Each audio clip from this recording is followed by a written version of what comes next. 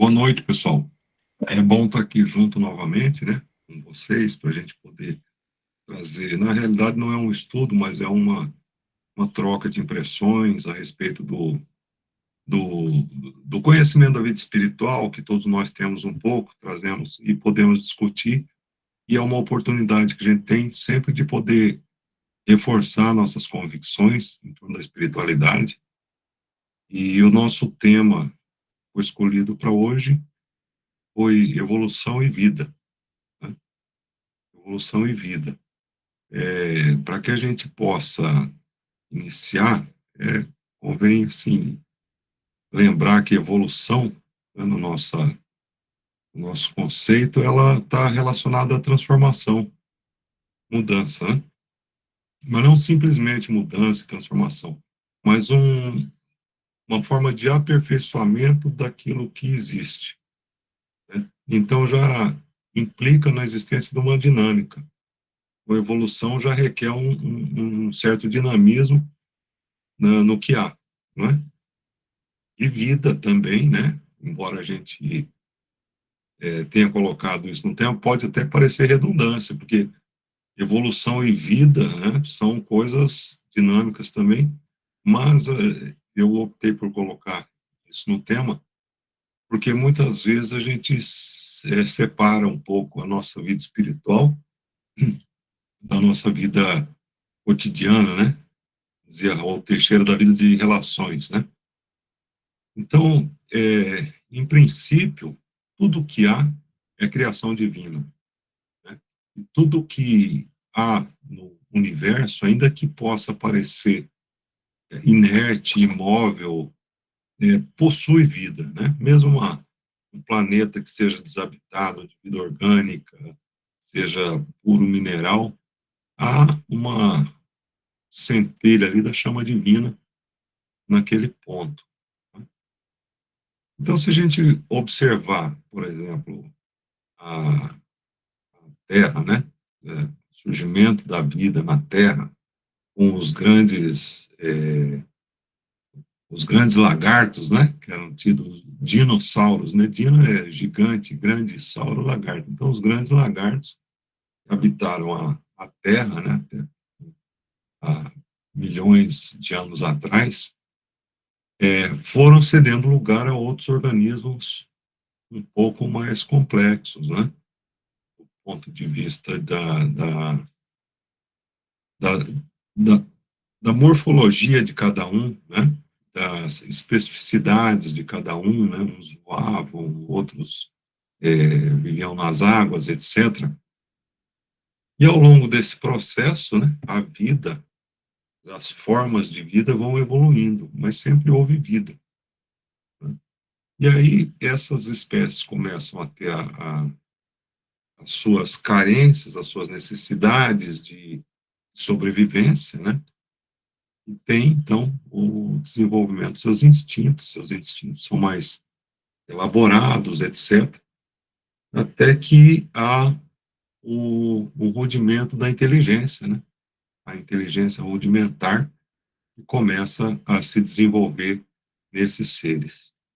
Bom, à medida que se desenvolve a inteligência, aparentemente, eu queria fazer um parênteses aqui. Sintam-se à vontade de comentar e pedir a palavra, né? A gente aqui não estamos colocando nenhum veredito sobre o que nós estamos dizendo, né? Há uma troca de informações, de impressões, e às vezes pode ser enriquecido ou até corrigido com a participação de vocês, tá? Então, à medida que há o desenvolvimento do intelecto, né, começa a haver a necessidade do ser se manifestar, alguns, né? Umas espécies se desenvolverem em grupos, né? Então, os grupos eles se desenvolvem, né? Os hominídeos iniciais começam a formar grupos, mesmo porque, com o aparecimento, surgimento da inteligência, ainda que rudimentar, né, começa a haver uma inibição do desenvolvimento físico, né? Então, a mente sobrepuja o veículo físico, na realidade, porque o homem começa a buscar e a desenvolver ferramentas, etc., que vão lhe facilitar a sobrevivência. Ao passo que o desenvolvimento e utilização de ferramentas também vão fazer com que não haja tanta necessidade do desenvolvimento físico, da parte. Você começa a ter um organismo um pouco mais sutil, né? Então, para que você tenha sobrevivência, é necessário viver em grupo. À medida que a inteligência se desenvolve também, a necessidade de comunicação, né? Porque estamos já nos primeiros passos da organização social e começa a se desenvolver uma linguagem para que as pessoas comecem a compreender umas às outras, né? E nesse ponto, né, há o que era instinto, né, passa a ser agora uma competição. Então, dentro do núcleo de vários seres, né, da mesma espécie, de uma comunidade, começa a haver a competição por alimento, né, por manutenção da vida, e essa competição ela vai trazer certos atritos, certos conflitos, né? E à medida que as coisas vão se desenvolvendo, quer dizer, as dificuldades vão aparecendo, e o ser humano sente a necessidade de exercitar aquilo que lhe é um atributo, que é a inteligência, e vai desenvolvendo a inteligência. E quando se vê que no convívio social, né, já uma comunidade instituída, é necessário que certas diretrizes sejam obedecidas, né, para que não haja uma catástrofe. Então, aí nesse ponto, surge então a escrita, onde as regras de convivência começam a ser definidas. Isso ocorre lá por volta de 5.500 anos atrás, na Mesopotâmia, né, surge a escrita e as primeiras leis. Mas há que se observar algo muito importante, é que desde os primórdios da humanidade, a humanidade primitiva, já havia, já trazia, aliás, dentro de si, uma noção da existência de um ser superior, né? Já havia a compreensão da divindade, né? Então, nas sociedades organizadas, né, vamos voltar lá na Mesopotâmia, na época dos Sumérios, né, 5.500 anos atrás, começam a se definir leis, né, para que o homem, já nessa sociedade rudimentar, respeite uns aos outros e não venha provocar uma catástrofe. Não é? Muito bem, e muitas vezes essas leis eram escritas ou descritas como sendo de origem divina, né? Porque se todos acreditavam em Deus, né, nada mais justo que dizer que uma outra determinada lei tinha origem divina. Não deixava de ser verdade também, né? Porque havia em cada, e há, né, como há até hoje, em cada um de nós, um senso de justiça, né, que vem é uma semente, né, dentro de nós, um senso de justiça, né? E aí esse sentimento de justiça faz com que haja a, a criação das leis, das primeiras leis para o convívio humano. Um pouco mais adiante, né, o ser humano, então, ele já vê que aquela necessidade de competição, né, é o que o impele a se desenvolver, né, a se desenvolver dentro do campo social ainda. Nós estamos falando só ainda dentro da matéria, do plano físico, né? Então, existe essa necessidade de ter mais do que o outro, né? Porque a sociedade, né, ela impunha, né? E até hoje, né? De certa forma, impõe que a pessoa, para ser respeitada, ela depende daquilo que ela é respeitada na razão direta daquilo que ela tem, né? Então, é uma primeira impressão que a gente tem dos primórdios da sociedade humana, mas que alguns resquícios vêm até hoje, né? Um pouco mais organizada, essa sociedade já passa a definir leis, né? as leis convívio social e começa a definir as leis divinas, né? Começa a haver uma certa separação, né? Embora o conceito do divino fosse diferente para uma e outra comunidade humana, né? Para as várias sociedades, os conceitos do divino eram bastante diferentes. Os romanos eram politeístas, né? Que acreditavam em vários deuses, né?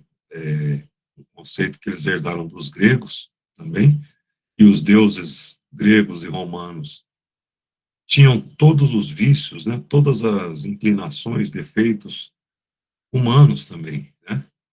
Esses deuses, esse politeísmo explicava, né, de certa forma, todas as dores, né, que eles tinham, colocavam-lhes esperanças, etc., mas sempre relacionado aos defeitos e as virtudes humanas, né? Por outro lado, havia sociedades que já começavam a entender, a compreender a existência de um Deus único, né? Como era no caso dos hebreus, né? Os hebreus já tinham essa noção, até me parece que isso era um conceito que também já existia no Egito, né? Então existia a questão do Deus único, mas mesmo assim o Deus era um Deus de ira, um Deus que punia, deveria ser temido, né? Bom, mas nessa época já a sociedade já estava um pouco bem mais avançada em termos de organização, né? Já distante já dos sumérios, né? A Babilônia cresceu desenfreadamente, etc.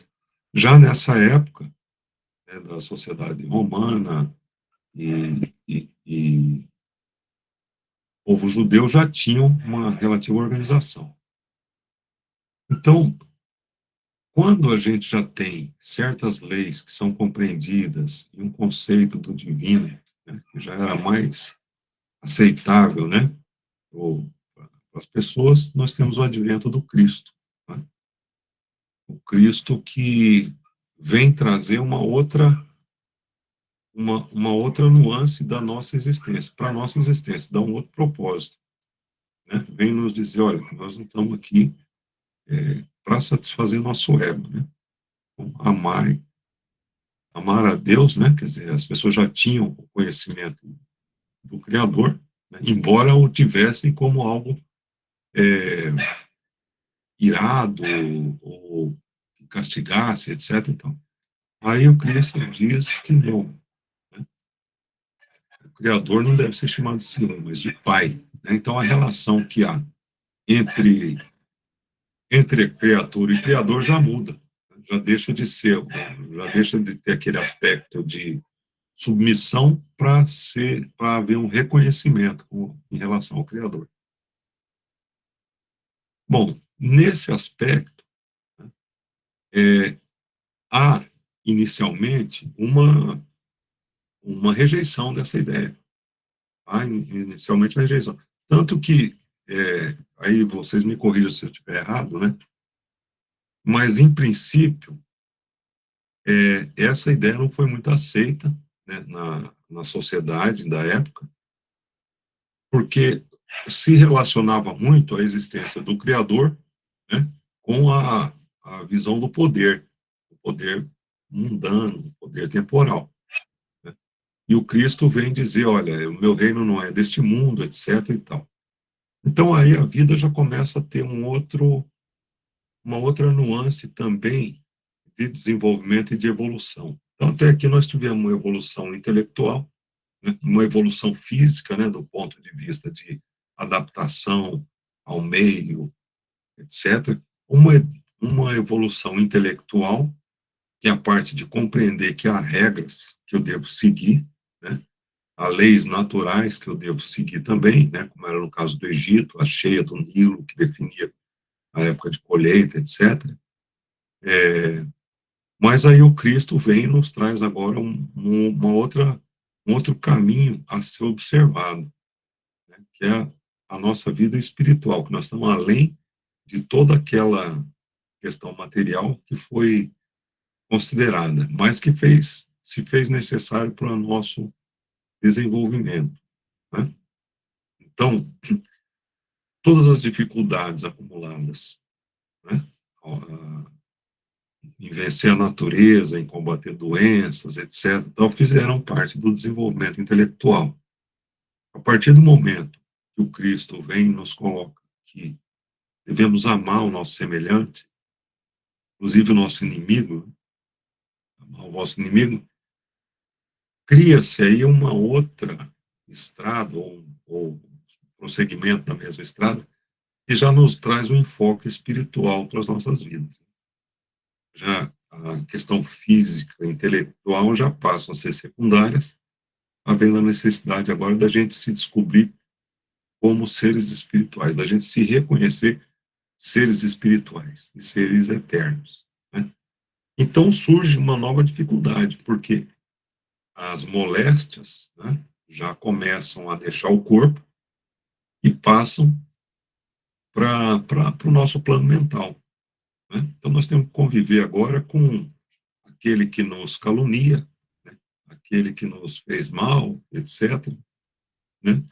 E com o advento do cristianismo, né, bem difundido por Paulo de Tarso, né, é, a gente começa a ter a base, né, da necessidade, quer dizer, ter a base da verdadeira vida espiritual como uma necessidade de busca nossa, né? Nós temos que buscar nos reconhecermos, nos identificarmos com a espiritualidade. Então, no processo de evolução, né, nós passamos essas duas etapas, né? E outras espécies também que vão chegar onde nós chegamos até agora, e nós não estamos também não somos os seres mais evoluídos da criação, mas há que se reconhecer agora que o ser humano, ele compreende, né, começa a compreender que a questão espiritual é muito mais importante, né, do que ele imagina. Eu vou fazer uma pergunta e talvez alguém saiba responder. Bom, vocês já ouviram falar naquelas regressões às vidas passadas, né? Acho que a maioria já. A pergunta que eu faço é a seguinte: por que, quando se faz aquelas regressões, as terapias de vida passada, as pessoas só se recordam das encarnações e não da fase de erraticidade? Erraticidade é quando nós estamos entre uma e outra. Não é que nós estamos errando, não. Nós estamos entre uma e outra encarnação, né? Enquanto desencarnado, a gente diz que é erraticidade. Por que que as pessoas nos trazem notícia das outras vidas em que estiveram encarnados e não da vida espiritual? Alguém sabe responder?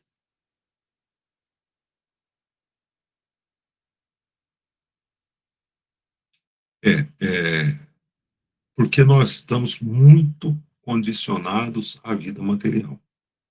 Então, a nossa preocupação é a vida material. Ah, quando eu reencarnar, como é que eu fui na outra vida, etc.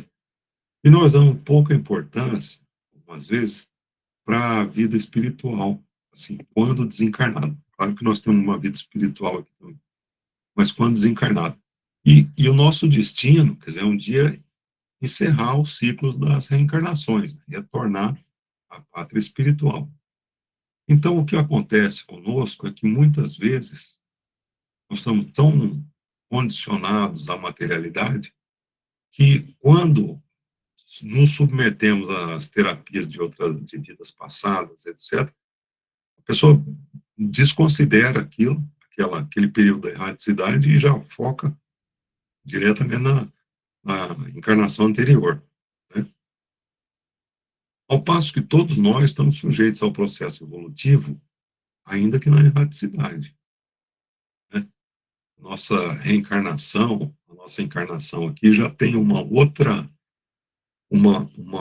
outro aspecto se relacionado à reencarnação dos animais, né? Eles precisam ainda cultivar alguns rudimentos no intelecto, etc. Nós já estamos na fase moral, né, que a nossa vida espiritual é basicamente o desenvolvimento moral. Então, quando nós desencarnamos, né, nós observamos os erros, observamos as nossas os acertos também, evidentemente, mas no plano espiritual nós começamos a aurir outros conhecimentos, né? Ao contrário dos animaizinhos, nossos irmãos menores, né?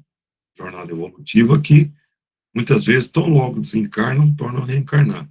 Nós não, nós já temos um período mais ou menos é, de duração, né? Mais ou menos da vida terrena, né? Da vida de relações. Então, mais ou menos 80, 100 anos é o período que a gente passa desencarnado.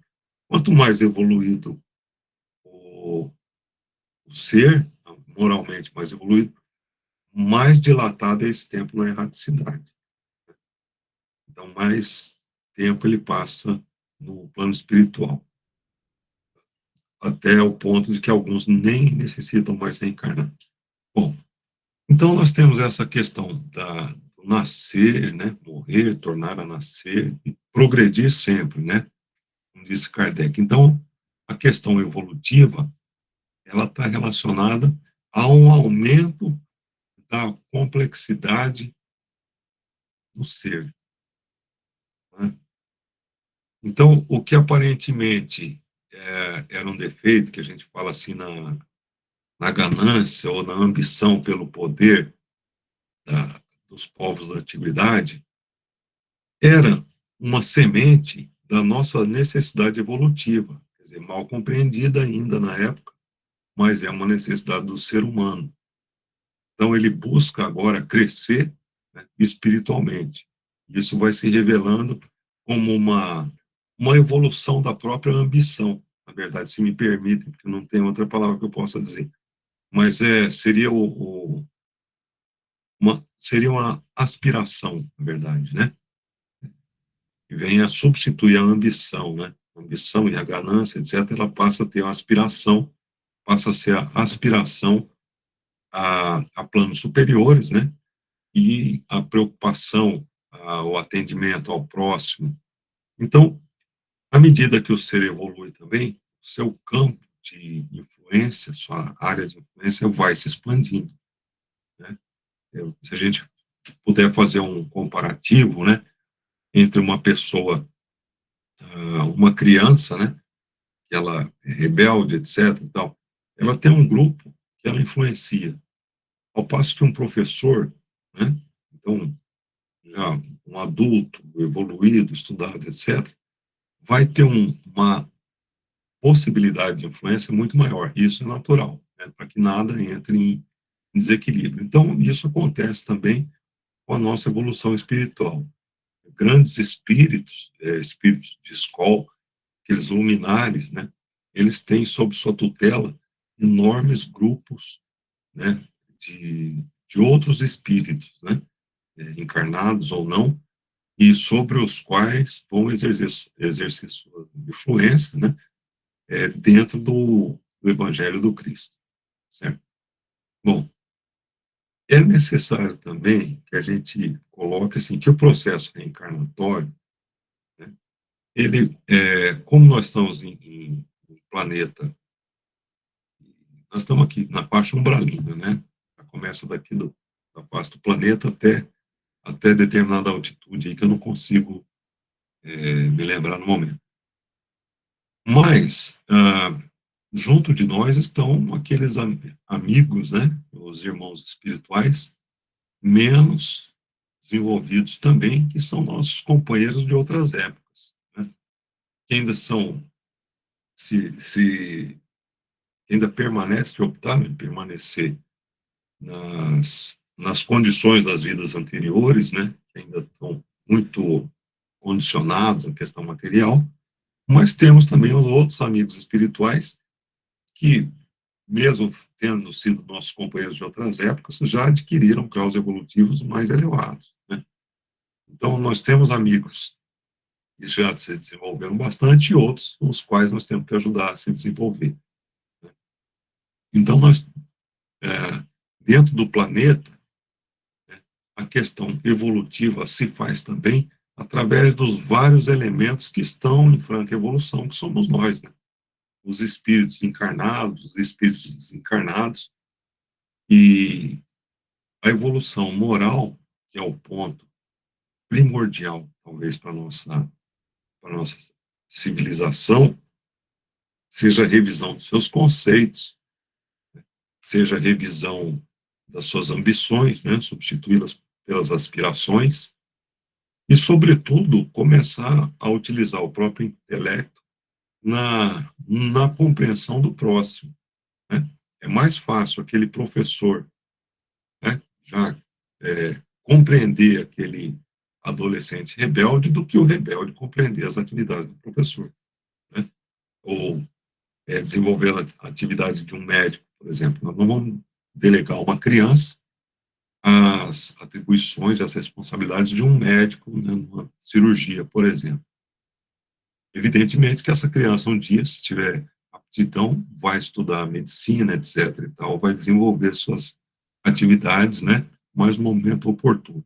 Então, assim somos nós. Ao passo que o professor educa, né, aqueles que ainda estão no início da vida escolar, etc., há outros, né, além, que já contribuem na, na construção de algo talvez até mais complexo, e aquele adolescente rebelde, ele vem sendo um elemento de educação dos seus pares, né?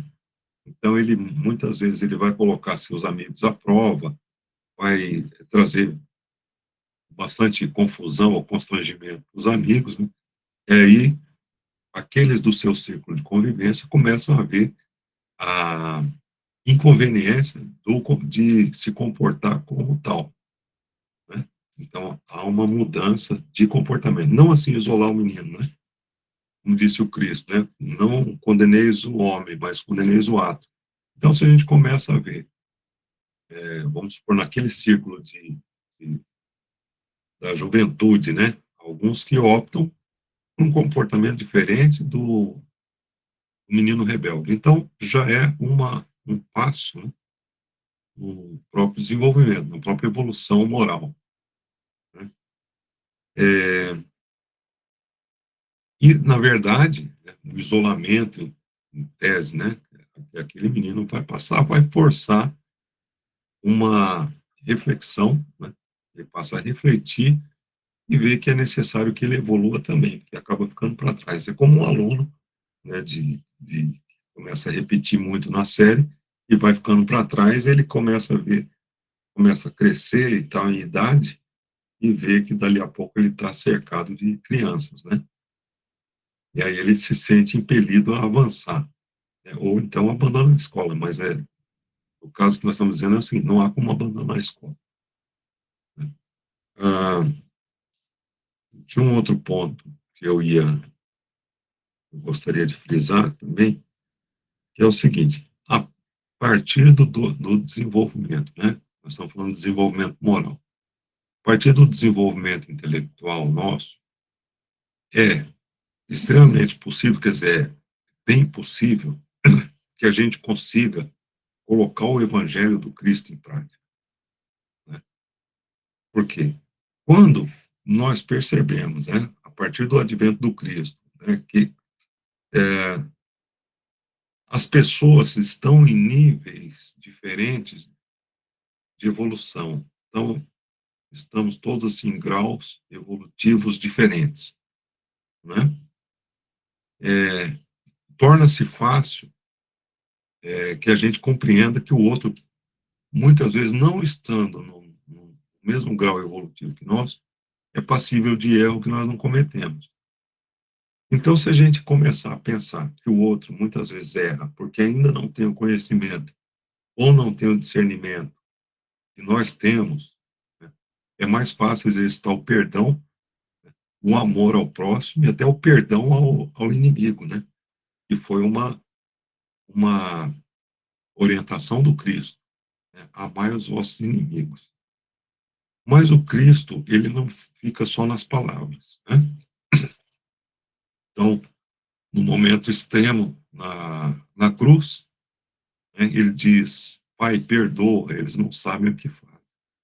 Então, muitas vezes, quando nós somos chamados a provar as nossas qualidades ou as nossas virtudes que nós estamos desenvolvendo, porque somos espíritas e somos seguidores do Evangelho, muitas vezes a gente se esquece dessa máxima do Cristo, dessa lição, né? Não é só um ditado, mas é uma lição que ele deu na hora extrema: amai os vossos inimigos. Então, Pai, perdoa, eles não sabem o que fazem. Por quê? Não cabe, muitas vezes a gente quer corrigir o outro, e não há o que corrigir no outro, é isso? Tanto o adolescente rebelde, quanto o professor que ensina, ambos estão certos, né? A gente costuma frisar. Por quê? Cada um dado o que tem, cada um dado que o seu coração está cheio. Então, você não pode esperar que aquele adolescente rebelde, que é o nosso exemplo, né, de mau comportamento, aqui no nosso diálogo, e o professor tenham o mesmo comportamento, ambos, né? Então, o professor ele vai se comportar de determinada maneira, o adolescente rebelde só vai conseguir dar do que ele tem também, né? Por isso que é mais fácil que a gente perdoe, né? Se você conseguir perdoar, é que você já vê o outro como alguém que está carente de elucidação do evangelho, porque muitas vezes as pessoas ainda estão bastante condicionadas à sua própria materialidade e, e o ego, nesse caso, fala mais alto, né? Então, a sobrevivência, né? Tem gente que ainda está trazendo, da época das cavernas, a questão da sobrevivência, ou do início da civilização, da vida em comunidade, a questão da competição, né? Ao passo que o Cristo veio e nos disse: olha, meu reino não é deste mundo. E ele não tinha uma pedra onde descansar a sua cabeça. Então, a questão evolutiva, no que tange a vida espiritual, ela é bastante complexa e ela é difícil, porque se a gente tem a, o advento da ciência, que pode ser explicado, né, todos os fenômenos naturais, quase todos, né, conseguem ser explicados através da ciência e a gente consegue compreendê-los. O mesmo não acontece com as dificuldades morais. Cada um vai ter uma lição específica, né, um ponto onde é necessário que ele evolua, né? E aí, voltando à questão reencarnatória, quando nós estamos na erraticidade e vamos reencarnar, há uma preparação para que a gente passe por determinadas situações que vão fortalecer ou vão desenvolver determinada qualidade em nós, né?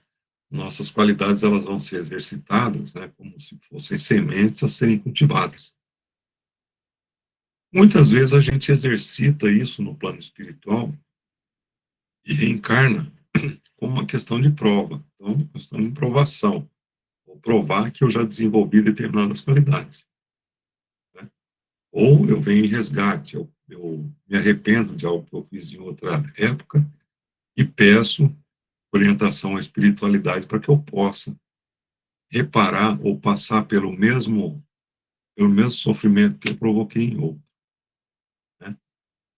Ou um outro ser mais iluminado reencarna para passar um sofrimento extremo como exemplo, né, de que a vida material ou a vida de relações é transitória.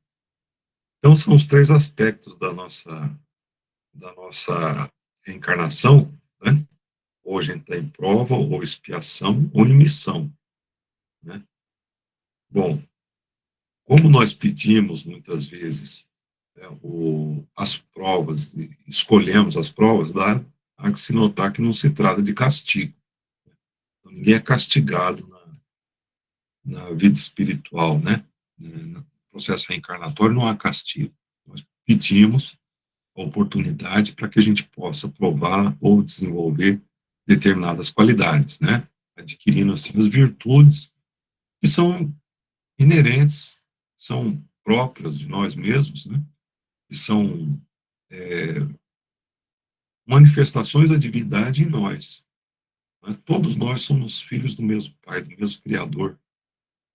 Então, todos nós trazemos adormecidas essas virtudes, essas qualidades que são cultivadas ao longo das nossas existências, né? Então, nessa forma, nós é que pedimos um programa reencarnatório. E muitas vezes somos aconselhados a não pegar tão pesado assim, né? Muitas vezes eles dizem, olha, não, isso aqui, vamos deixar para outra oportunidade, vamos um pouco mais devagar, né? E então, aquela questão em que nós somos artífices do nosso próprio destino já começa a se fazer compreender, né? Porque eu escolhi as provas, né? Eu estou passando por elas e eu sei onde é que eu devo exercitar os meus, fortalecer meus pontos fracos, exercitar meus pontos fortes, né? Mesmo porque ninguém está desamparado. Todos nós, a pessoa pode estar isolada aqui, aparentemente, mas tem suas companhias espirituais, seus guias espirituais, que torcem e velam, né, por ela. Aí eu gostaria de deixar em aberto, se alguém tiver alguma questão, quiser comentar.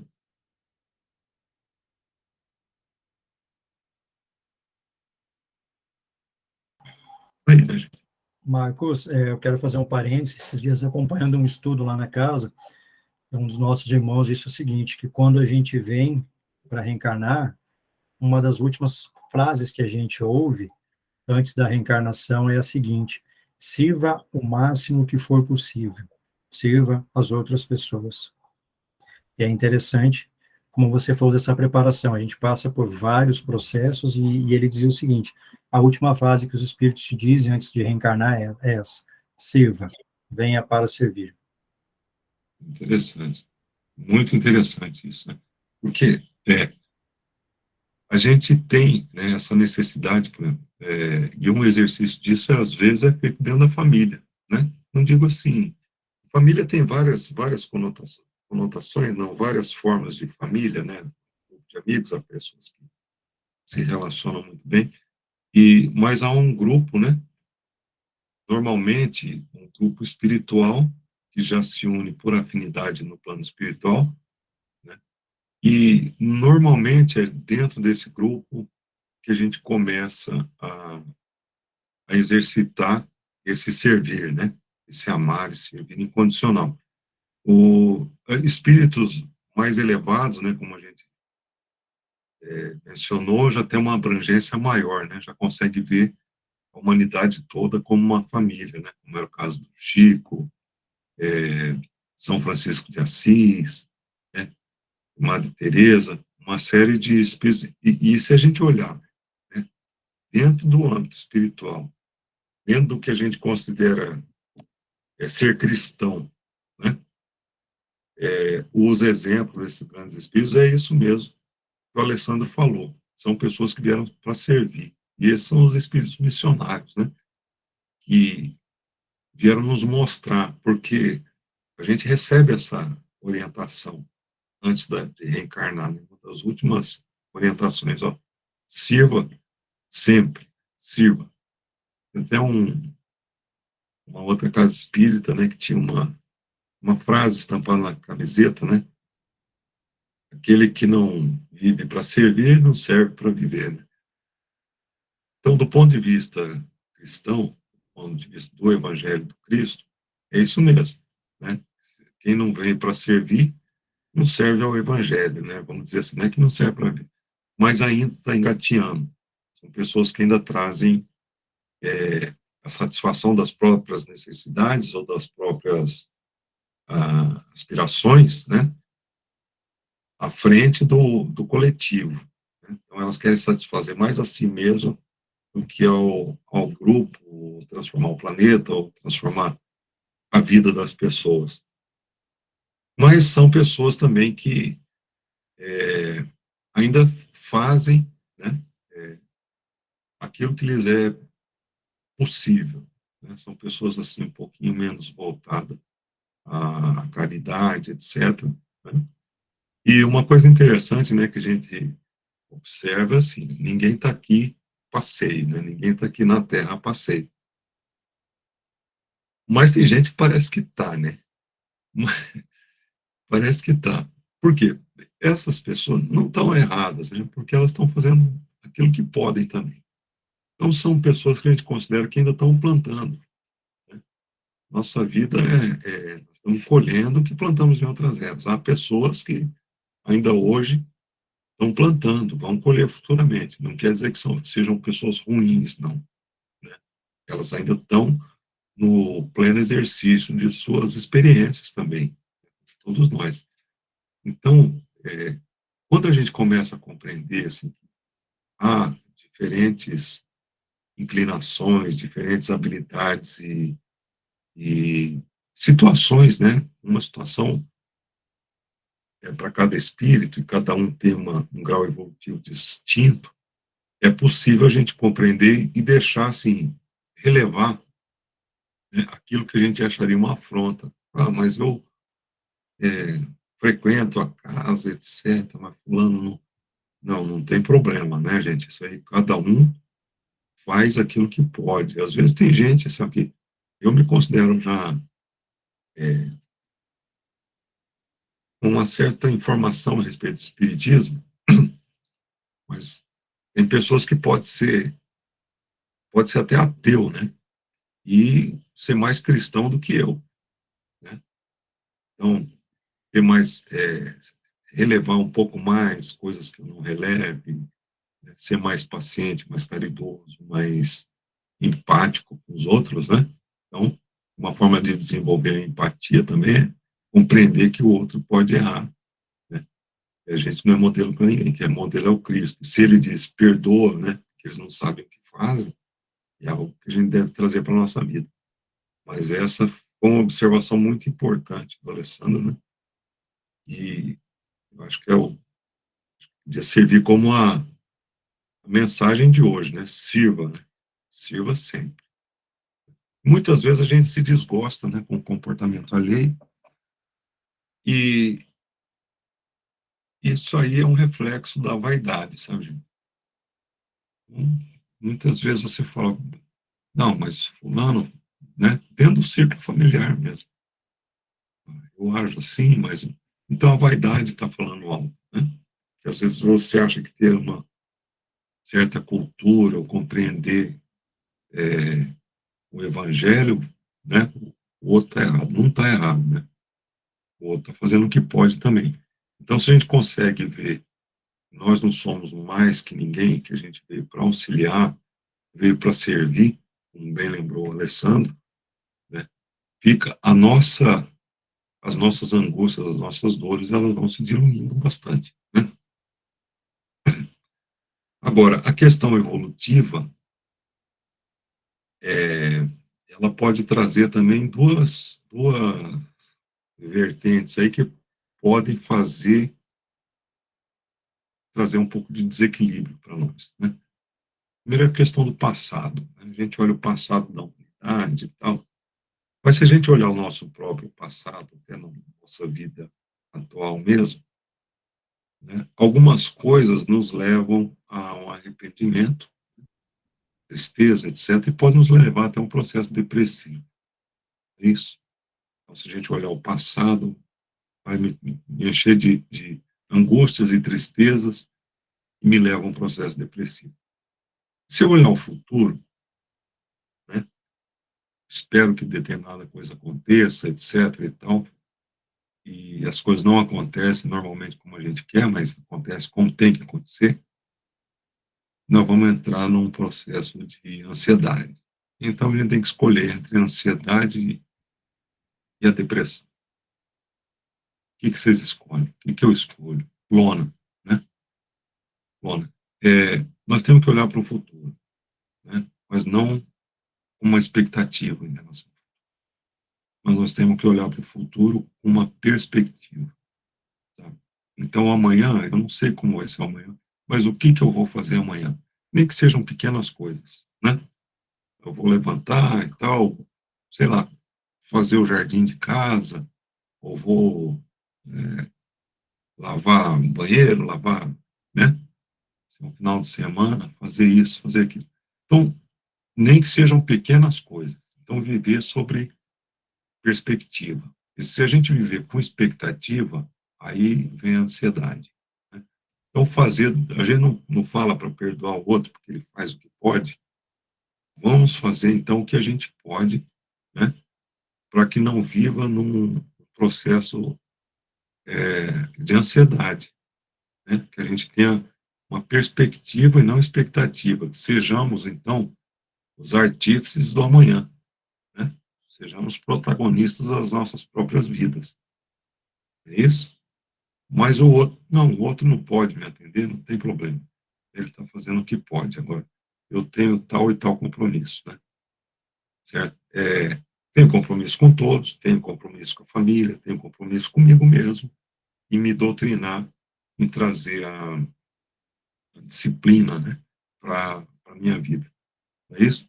E Deus permite que a gente tenha sempre novos dias, o sol renasce, né? Cada manhã o sol renasce, os anos se renovam, as décadas, né? As flores nos jardins, tudo tem um ciclo, não é isso? Tudo tem um ciclo. Então as pessoas vão também se renovando, se, se despojando daquilo que eram, né? E dentro da nossa perspectiva, cumprimento das nossas metas, etc., nós também vamos conquistando algumas coisas que nós ainda não consideramos, né? Como a gente falou no caso da disciplina, né? Começa a haver uma certa disciplina em nós e vai se consolidando, né? Então, essas qualidades ou essas virtudes que a gente falou, né, que são atributos espirituais, se nós compararmos com o ser primordial que éramos, né, no início da civilização, né, bom, nós precisávamos correr atrás da caça, subir na árvore para fugir de um predador, etc. E aquilo lá ia desenvolvendo a nossa compleição física, né? Então, o organismo podia ser robusto para sobreviver. Então, o exercício levava à consolidação da nossa estrutura muscular, óssea, etc. Hoje, né, como a gente já faz mais, não se faz mais necessário essas peripécias, né? Então, hoje, o exercício já se faz em torno dessas qualidades das virtudes. E da mesma forma, ainda que a gente não tenha isso consolidado dentro de nós, né, a questão do perdão, do amor ao próximo, né, relevar pequenas, pequenas ofensas, né, ainda que a gente consiga fazer esse exercício, isso vai se formando. Nós vamos formando, porque para cada questão a ser elucidada, você necessita fazer uma um exercício intelectual, né? Por que perdoar o outro? Porque o outro ainda não está nessa questão, não atingiu determinado, né? Então, quando você conhece as nuances de não digo de cada um, mas as nuances da evolução, fica fácil a gente exercitar o perdão. E o perdão exercitado, ele vai sendo fortalecido. Aí aquele que já conseguia relevar pequenas ofensas, já vai relevar ofensas médias e dali a pouco já está perdoando os inimigos, né? Então é um exercício que a gente tem que fazer no dia a dia. E sempre considerando o seguinte, tudo que há é criação divina. Então tudo que há concorre e colabora para a nossa evolução, né? E essa evolução coroa a vida, ao ponto de nós um dia podermos colaborar também de forma mais intensa na formação dos mundos, né, das comunidades e etc. Ok? Gente, eu acho que eu já me estendi bastante, não é? E fica aberto para quem quiser fazer algum esclarecimento, a correção, né, principalmente.